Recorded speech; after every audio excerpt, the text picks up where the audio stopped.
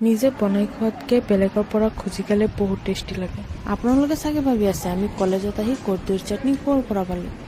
হাই everyone, কি খবৰ আপোনালোকৰ? আশা কৰোঁ সকলোৰে ভাল। আমি আহিছোঁ কলেজত। আজি আছিল আমাৰ এক্সাম।